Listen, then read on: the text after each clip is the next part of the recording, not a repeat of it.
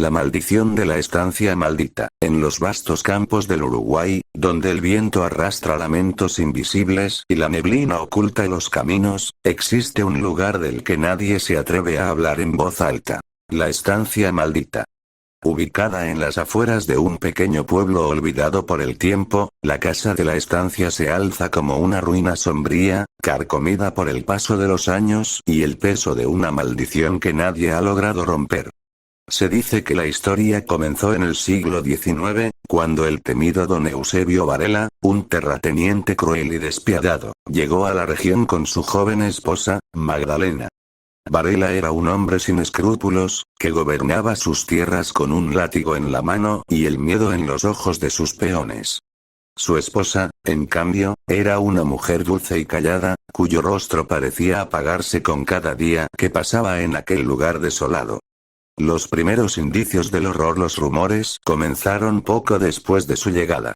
Se decía que por las noches se escuchaban sollozos provenientes de la casa principal, como si alguien estuviera sufriendo en silencio. También se hablaba de gritos ahogados y el sonido de pasos en los corredores cuando todos dormían. Sin embargo, los peones sabían que meterse en los asuntos de don Eusebio solo traería desgracias. Un día, sin previo aviso, Magdalena desapareció. Varela aseguró que había huido en mitad de la noche, que lo había abandonado sin dejar rastro. Pero los trabajadores notaron que la casa estaba más oscura que de costumbre, y que la mirada de su patrón había cambiado. Sus ojos, antes fieros y autoritarios, ahora parecían vacíos y atormentados.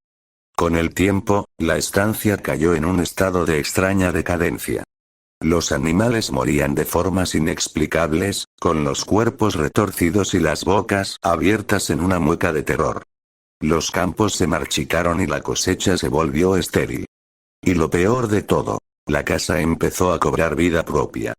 Las apariciones, los peones hablaban de sombras que se deslizaban por los pasillos, de susurros que emergían de las paredes y de una figura femenina que se aparecía en la ventana de la habitación principal.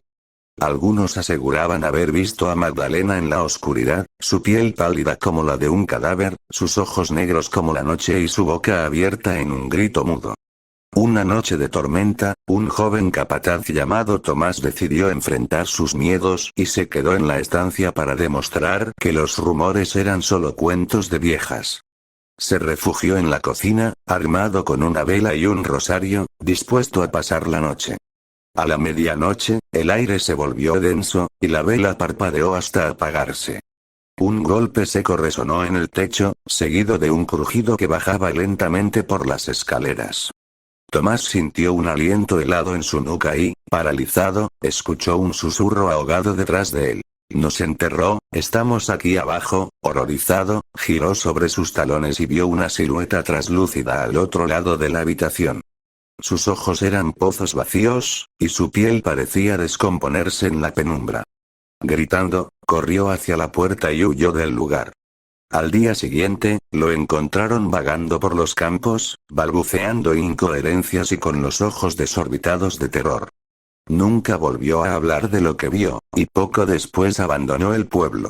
El destino de don Eusebio, cada vez más paranoico, prohibió a sus trabajadores hablar del tema. Pero la culpa lo consumía. Se le veía hablando solo, maldiciendo el aire y despertando en mitad de la noche con gritos que helaban la sangre. Hasta que, una noche, desapareció. Los peones lo buscaron por toda la estancia, pero no hallaron rastro de él. Solo un último detalle los dejó con el alma helada. En el suelo del granero encontraron marcas de uñas, como si alguien hubiera sido arrastrado hasta las sombras. Desde entonces, nadie ha podido vivir en la estancia maldita. Los valientes que han intentado restaurarla han desaparecido o han enloquecido.